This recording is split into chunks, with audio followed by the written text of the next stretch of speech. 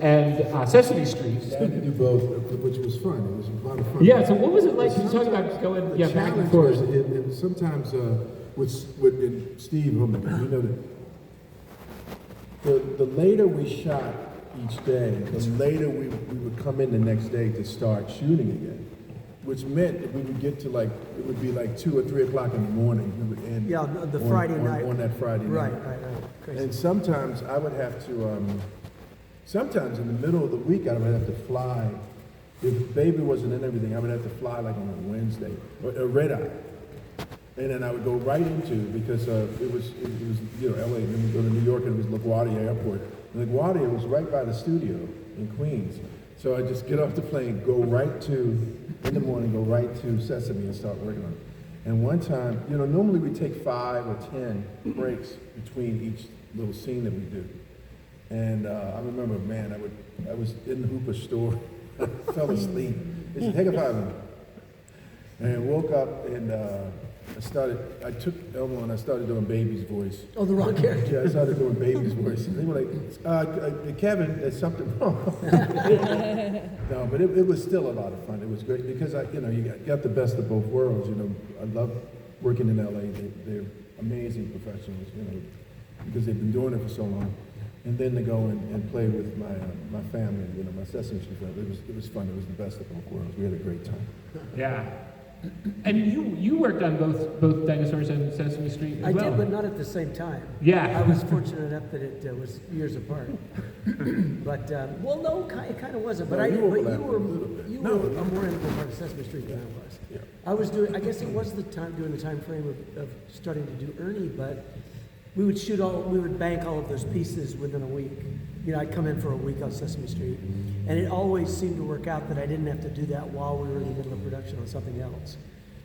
So that was good. And Steve and I, we just talked about, we were trying to figure out, you got me scratching my throat. I know, I'm like... we were talking about when was the first time that we worked together. Yeah, we were trying to remember that. We remembered it, and it was Labyrinth. Yeah.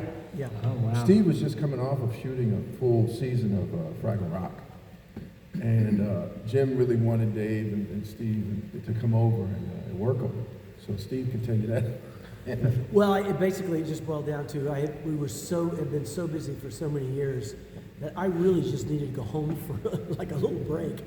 And so I think Jim was secretly a little bit irritated with me that I didn't stay for the entire production of Labyrinth, but he didn't act irritated.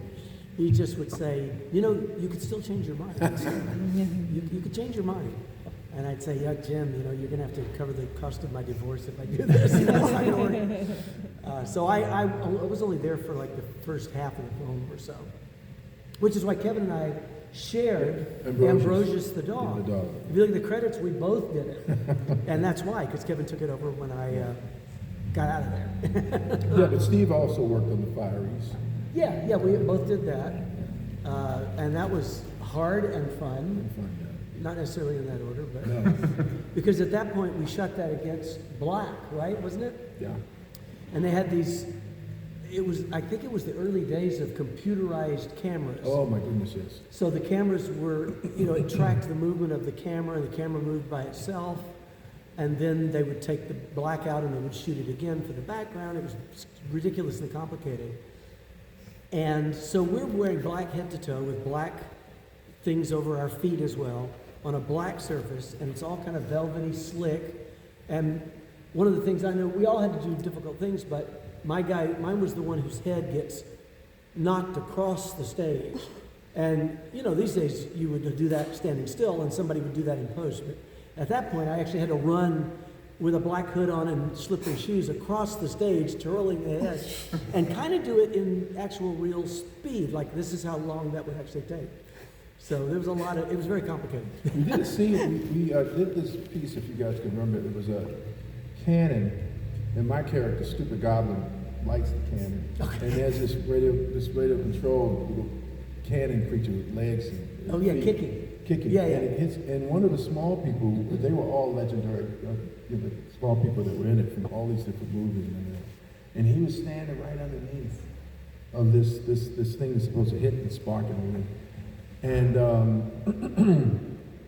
we had to have firemen on the set because they weren't really fire retardant. They tried to spray everything to make it safe, but it was still a challenge. And I remember thing hit, sparks came down, and for some reason, unfortunately, it hit the little small person in the costume. And for some reason, they thought it was right to run, and you don't do that because it starts for fire. Oh, so it ignited. Ignited him, and he's running, and you just see this fireman running, and it's like picking up a doll, just taking it and patting it off.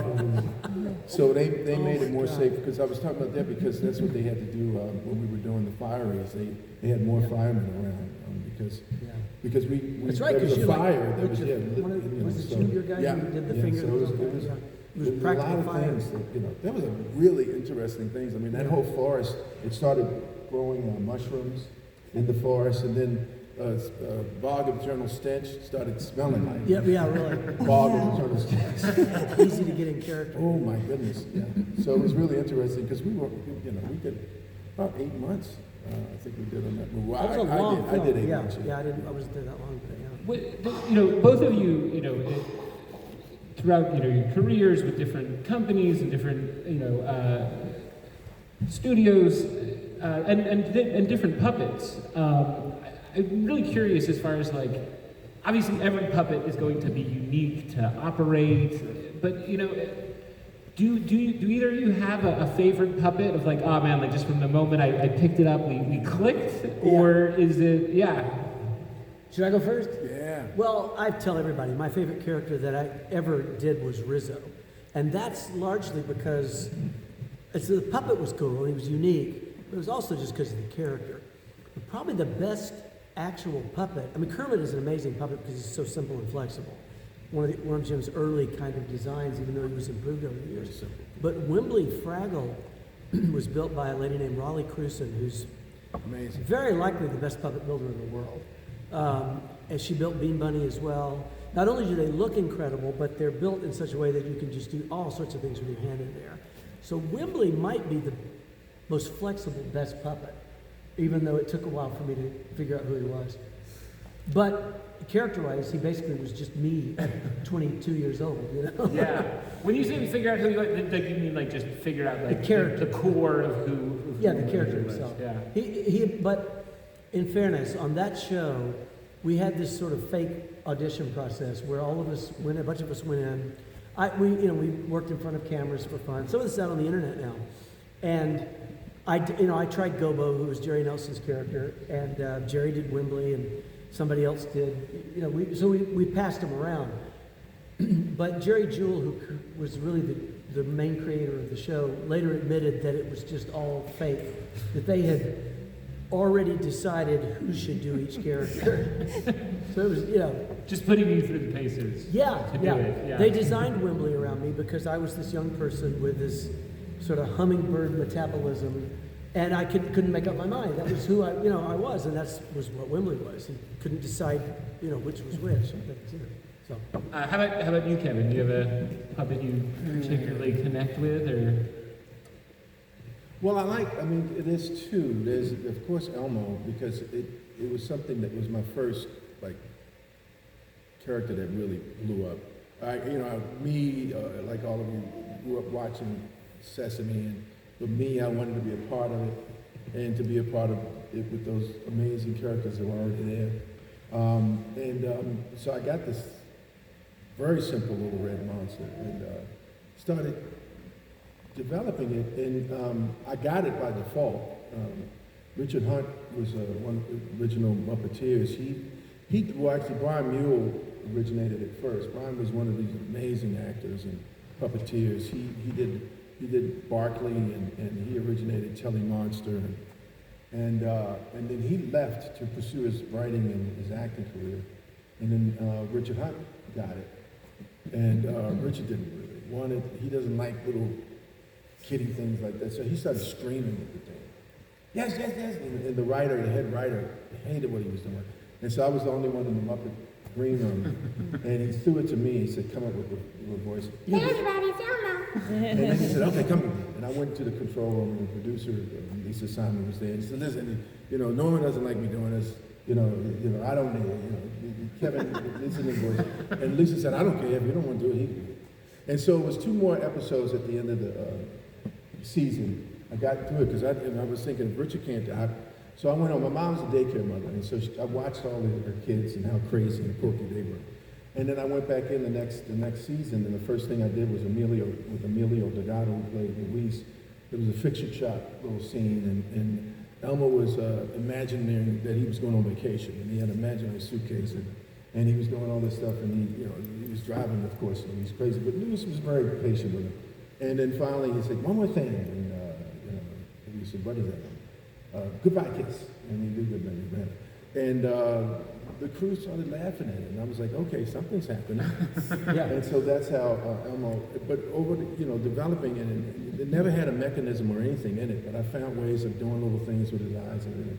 The other Splinter. Splinter was so different because it was really kind of acting, with an adult. He was 75 years old. He just got these 4 teenage kids who don't know what to do with them, And so, what I did is I got to really think about acting. So I took Pat Morita from Miami Vice. He was the captain, and it was Karate Kid, and who was really cool. But then I took James Olmos from Miami Vice. He was the captain and everything. And I put those 2 characters together, and that's how I got Splinter. Wow. So that was really a lot of fun because at that point, you're working with these amazing actors like Judith Hogue and Elias, and so that was a lot of fun. That was a very different departure. Yeah. That's why those 2 ran the dynamic of the excitement of creating something different, because that was more of a family thing, and Elmo was for children and stuff. Yeah. We're still trying to get the Jim Henson Muppet silliness with both of them. Right. Yeah. Which was fun. Steve, you mentioned Rizzo, which I think a lot of people, love Rizzo the Rat. And he's so funny. He's such a funny character. And I've always been curious, is all of that scripted, or do you get to improv and riff, and how much of Rizzo is you? How much of it is on the book already? Well, I think in the case of a character like Rizzo, what ended up being written for him in a script came out of writers watching what we did when we were playing with the characters. Same with Fraggle Rock, but we would do silly things with them. Sometimes things that weren't even in the show we were working on, and then you'd see it come up in the script later on. It was very collaborative. We would spark ideas for writers and producers and people who were doing entire films. Rizzo had certain traits that seemed appropriate for a rat.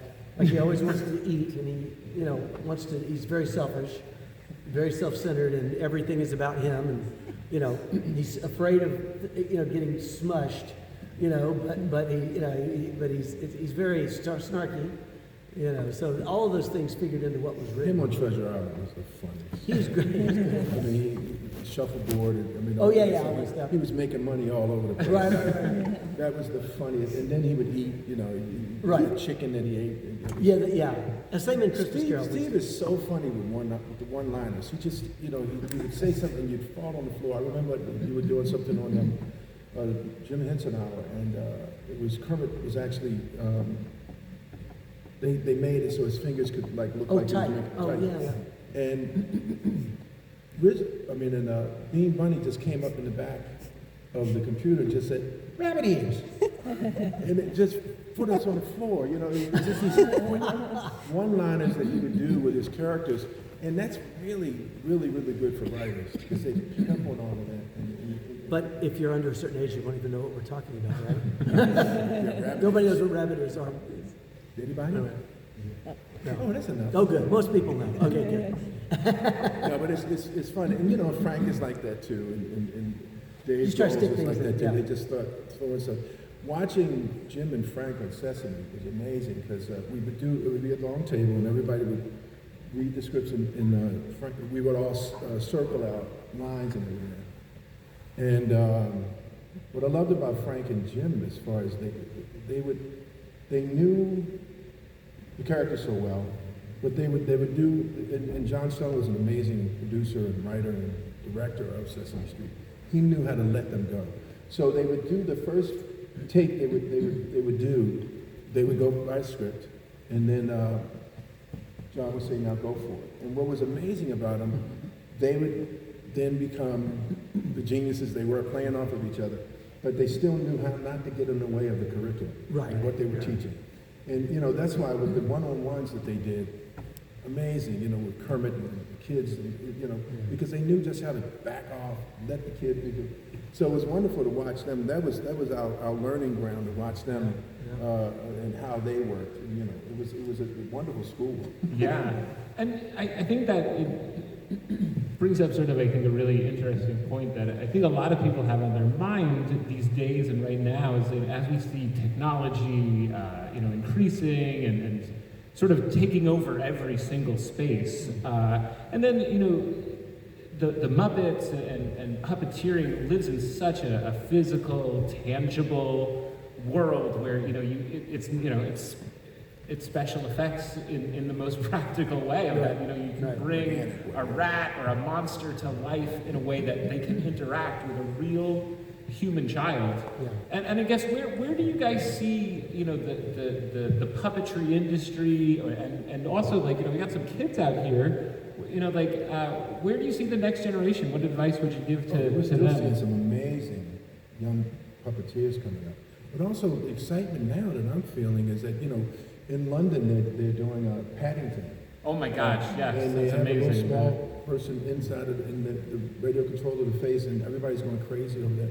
And then this whole rumbling about Miss Piggy, a Miss Piggy movie with that what's her name, Jennifer Lawrence and yeah, I mean, they started talking during COVID and said, why don't we do, talk about doing it? I think that's what's going to rejuvenate and still have a place for puppets than just CGI or AI or something like that. When you start hearing, wonderful actresses of that caliber talking about it, and then what's happening on the West End in London and bringing that to life, and also rumblings of whatever Muppets are still trying to do. I think that's going to keep that going, and also have a place for when I do these Comic-Cons, I'm meeting so many wonderful future puppeteers, young, and their parents are so wonderful and supportive, like my parents were, and it's just so wonderful to see that we, I know sometimes I'll just do a little workshop with them right there, bring them behind the table and show them what I learned from Jim. And that's exciting. And so I think it's there's going to be a turnaround, which is, and I'm seeing it now, and I'm really excited about it. It's going to be fun. Yeah, I think it's probably not necessarily an either or. Yeah. It's just two different things. Yeah. And whenever I speak with actors and actresses who have to work opposite a character, they always prefer to work opposite something that's actually there. And so far, that's kind of hard to do with something that's computer generated. Right. And oftentimes it will be a puppet and a puppeteer. They play off of a puppet and a puppeteer, and then the CGI is put in over it.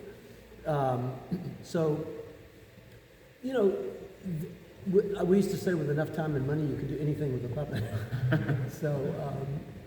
But I think that tangible thing that the audience, and by the way, there's some great CGI that you almost can't tell it isn't a physical object. But I think we sort of oftentimes can tell the difference between whether, if we were in a room with what we're seeing on screen, whether it would actually be there or not. Right. I did an interview with Kermit once. I'm out of sight, of course. But the guy turned to Kermit and said, so asked a similar question to yours. Yeah. What do you think about CG characters? And Kermit said, well, if I was CG, this is what the interview would look like. And I just ducked down. And the guy laughed and said, oh, okay. And I just refused to come back. I said, no, I'm not coming back.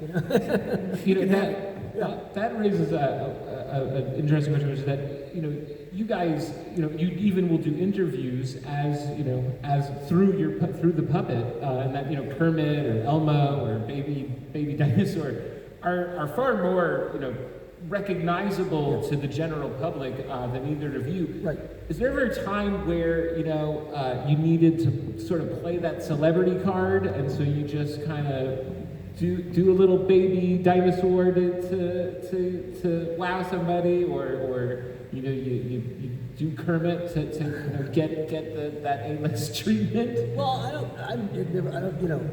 Kevin is a large man who would walk in, if he walked into a restaurant and did Elmo's voice to get a table, they might call the cops, you know? So I don't think it works. I was actually at a shop. I took my daughter shopping. This was when I was really young, and you know we get ready, you know, check out and everything, and she says, "My daddy's Elmo." Now you're on. And the woman's looking like, what? I said, well, yeah, I performed it. And then I did the voice, and she was like, why are you doing that? What are you Yeah. why are you saying that to your child? You know? Wow. I mean, it was like, I never did it again. Yeah.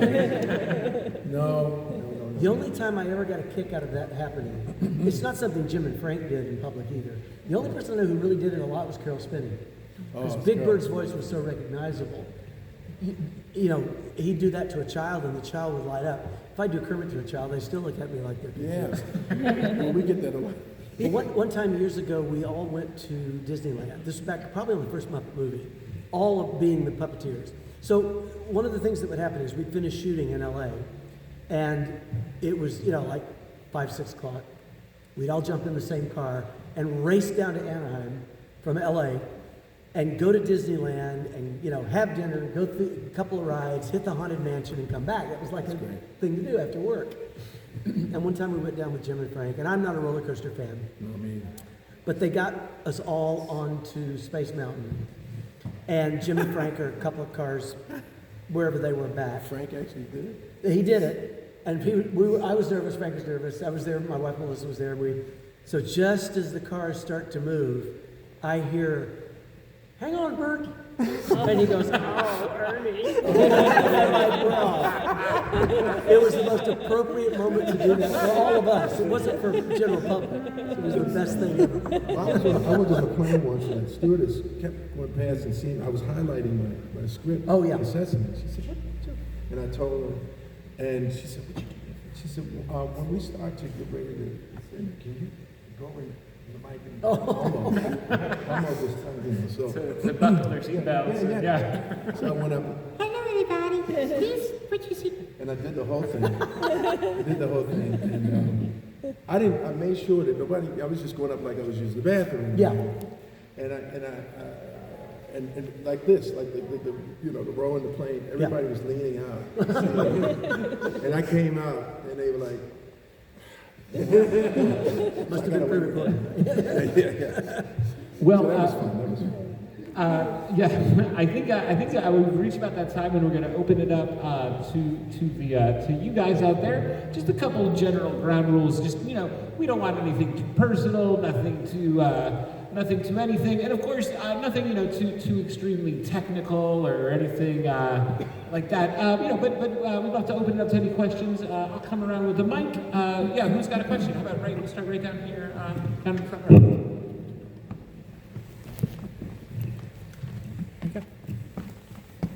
I was just asking a general question. What were some of your favorite projects to work on? Anything?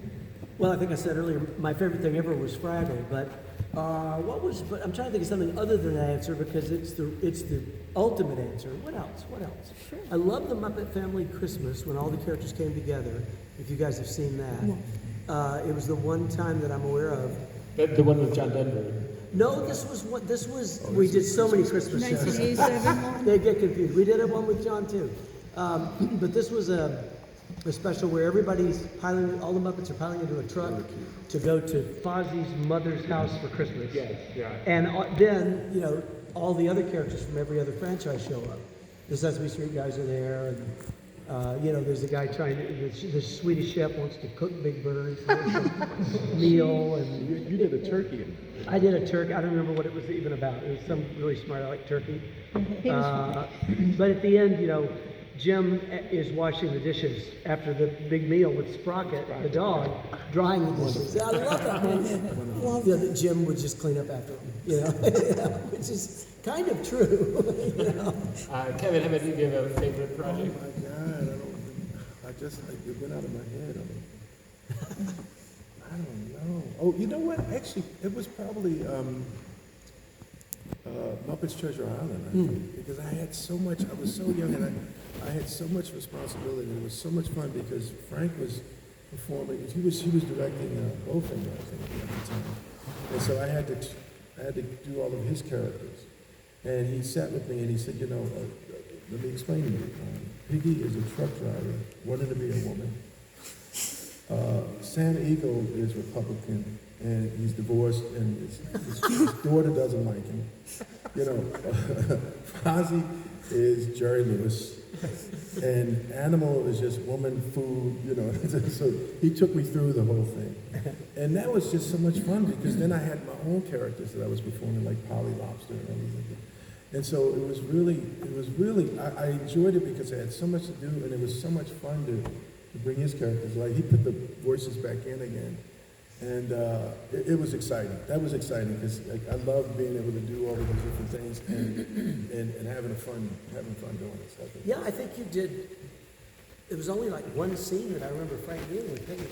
Yeah, it was when She did the one where Long John Silver's got her cornered. But other than that, Miss Piggy was puppeteered, manipulated by Kevin for the whole film. Remember when we were hanging up? Oh my God, it was we had to hang off a scaffolding. Yeah. When we were doing Love Let Us Hear. They're hanging upside down off and of we the cliff. literally had to lay our bodies, Yeah. and then our arms were off. The front half of our bodies was like on a plank, and our arms were down. And my goodness, when we finished, all our blood was in the front, and In our hands. were. They had to cut me out of that. Piggy was destroyed because they had to cut me out of that. Yeah. And we didn't know because we was having a great time. But then everybody was looking at us like. Both of our hands were swollen and bright red with spots all over them. And I couldn't even get out hours of of it. having your arm down below your But heart. it was a wonderful. It was- we had a great time. Let's take another question or two. I'm ready. Yeah, this is just another general question. Do you have any favorite celebrities you enjoy working with? Oh, there's so many. Wow, wait. Think of somebody. It's just so many. Tracy Chapman did a piece with us, and she cried of happiness the whole time through the song. It was so beautiful. Working with Robert De Niro, explaining to Elmo how to act. And he said, well, you can be anything. You can be a head of lettuce, and boom, there's Robert De Niro as a head of lettuce. Or you can, and then the last thing he did was, well, I can even be you, Elmo. I can act. And so, boom, there's Robert De Niro. So his voice coming out of Elmo? Yeah, voice coming. And to hear Robert De Niro laughing, trying to laugh as Elmo was the funniest thing. He and I sung a song together one time on Saturday Night Live. Oh my To goodness. open the show. And he was, I don't know that he was nervous about singing, but he doesn't sing a lot. And, and it's something like Have Yourself a Merry Little Christmas. And we got through the first part right before you go into the bridge of the song. And, Kermit just turned and said, that wasn't bad. or that was pretty good. And I was talking about my performance. Yeah. And he said, hey, I'm doing the best I can. I felt so bad about that because I wasn't talking about him. I was talking about me. Who else got a question? All right, here's it. My question is about the Jim Henson Hour. You guys mentioned that a few times. When you were putting that show together, the interesting mix of characters that you used in that show. You had a CG character, you had Bean Buddy from the Telephone Picnic, you made the full Muppet kind of crew, Leon. How did those, I know you workshop characters kind of beforehand, but how did you pick those characters and how did they fit the feel of the Muppets? Like, well, we'll use this one here, we'll use this. How did that all kind of come together? Well, we didn't have any choice in it. Yeah, We were given the characters Right. in the hopes that they would work. Jim was, I know Jim kept coming to me and saying, we got to get you more characters because I didn't have many characters in the main Muppet thing group. to me, yeah. Most of what I had done was double for other people and tried to make their characters seem as seamless as possible when the actual person was doing it. And so they just chose Bean because Bean, and there was a big controversy between the writers and the director and even Jim's opinion, and I just let go of any opinion. I thought, let's let this settle, of whether Bean was intentionally annoying or whether he was just annoying because he was innocently cute. Yeah. And Jim and I sort of thought he was innocently cute, and it just was annoying. Peter Harris, who was the director, was a pretty edgy fellow, and was British and had done the Muppet Show with us. wanted him to be purposely being annoying. And so there's always this little thing of, and I'm trying to figure out what to do because, Jim thinks it this way, Peter thinks it's that way. So, but yeah, my recollection is, I don't know about Leon because he was new. Well, he was new, but also Clifford was new too. That's right. Jim has said the same thing to That's me. right. We got to get you with the band. We got to create something. Yeah. And Kirk Thatcher, who's amazing designer, he designed the dinosaurs and he designed a lot of stuff on the Jim. And he was a writer also, a community. I'd forgotten about the band in that. That was great. Yeah, and so because they get that's. I had the when guy that I did too. Yeah. Flash or whatever it was, Yeah. So we started to develop Clifford through the Jim Henson album, and so there was a lot of development. Leon, I didn't really know. So it was challenging because you at that point you're thrown into it.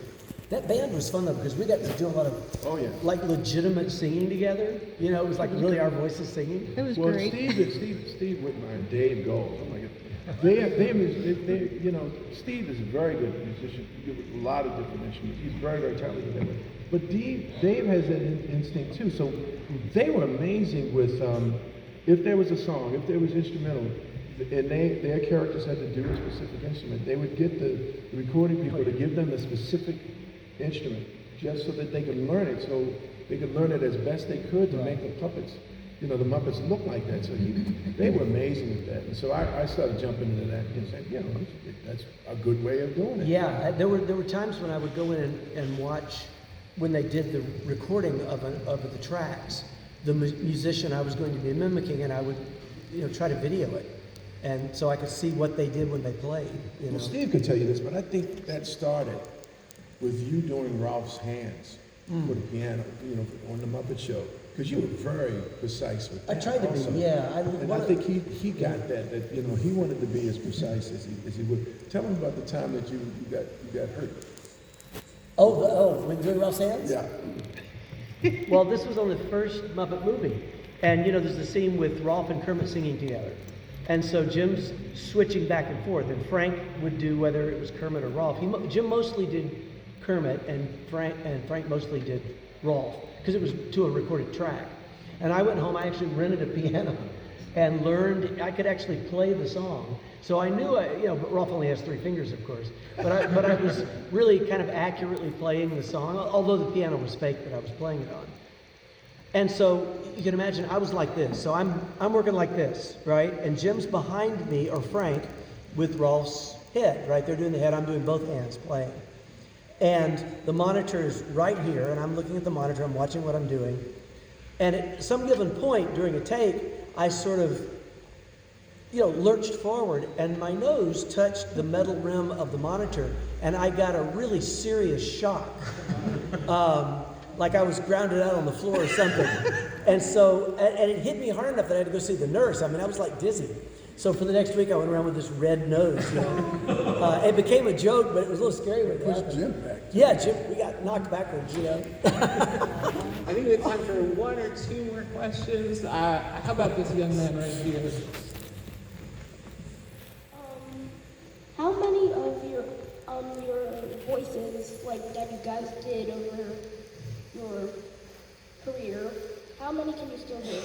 You know what's funny is Richard Hunt, who's hysterical. He's one of our favorites.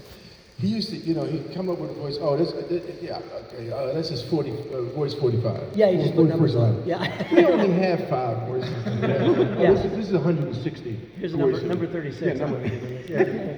But really, I mean, if you think about it, with Jim and all of us, it's a cadence that we change to make it a different voice. But we have about, I think I have about 5. There's a handful of kind of primary voices. And I always thought I was really bad at it, coming up with voices. I never thought of myself as a voice actor because I never went into a studio and just did voices. It came along with the characters. And then I realized, though, I look back over the years, and I really always tried to do a different voice for each character and alter them. So I don't know how many there are, but they're all just variations on a central kind of thing. Once we get a character, once we get the character, the puppet, we sometimes we reach back as friends or family that we've been around and incorporate that into certain the character. people. Certain people, yeah. I Dave, got- Dave does it very well. Yeah. He has But yeah, we tend to, and so maybe the voice is slightly the same, but the cadence and the personality comes Well, out. and that's something I noticed about Jerry Nelson, who had every character in the world, has so many voices. But it sort of turned out that when you work close to Jerry, you realize that he was just doing little changes, many of them off of his own voice. Yes. Some were extreme, but so it was just, I think everybody can do 3 or 4 changes in their voice. You've either got a falsetto, or you've got a growly voice, or you always got these things. high-pitched Or voice. falsetto. Anybody can find that within themselves, and it's just a matter of applying it to the right character at the right time, and then it really mostly becomes less about the voice than it does about the actual personality. I mean, look at Frank. I mean, Frank does Yoda, who's amazing, but it's kind of cadence of Grover. It has a little bit of Miss Piggy going in there every once in a while. Yeah. It's all of those little. Frank has such a distinctive sound in his Yes. voice anyway. I think we have time for one last question. I saw you can start back here. Go ahead. This is a Wembley-related question. I noticed that he's the only one of the original 5 that has eyes that I see move. Those moving eyes, yeah. I wondered if that was an experimental choice just for the sake of the spirit of the show in general, or if that was more for the character himself. I think, and I'm kind of going out on a limb here because I'm not sure about this, that the reason they put those eyes in Wembley is because he was meant to be a character who couldn't make up his mind. And it was supposed to be that he would look over here, and then he would look over there, and then he would think about it, and he would look back. But they didn't really do that. They had a central position, and on the rod, that we used to run the arms, there was a button. And when I pushed that button, they went in one direction all the way around. They didn't go back and forth. And I didn't use them very much because I didn't want to overuse them. The temptation would have been to use them all the time. So I would try to find times to use them, like he was going to pass out, his eyes would go back, or he was looking around the corner. But the problem was that once they made a full circle, if you took your finger off the button, they went back. So you had to make sure if they were going to go back, you had to make sure it was when you wanted them to go back. I don't know why that was originally put in, and that particular Wembley head was a little bit different. I didn't use it very often. So if we wanted to use the eyes, we pick an appropriate reason in the script and have those eyes move around. Sometimes they just get in the way. I had it with Yeah. Leon, but also you saw it in the early part of the Muppet Show. Fozzie's ears would wiggle. Yeah. And he stopped using that. At a certain point, if it doesn't work, into the character, they put it in. But sometimes we Right. tend to not use it. If it Yeah, he doesn't have that in him anymore. Yeah. There was 2 different heads for Wembley. Yes. There was one that had those eyes built in that we didn't use very much, and then there was at least one other one that was a regular head. The thing was, because of the mechanism inside of there, it lifted his head up higher off my hand. It wasn't terribly comfortable, and it wasn't as flexible. So it was better to only use it if we had a reason for these eyes to move. Plus, it felt to me like it was distracting in the scenes if he was just always having his eyes go everywhere, We have sadly reached the end of our time. We can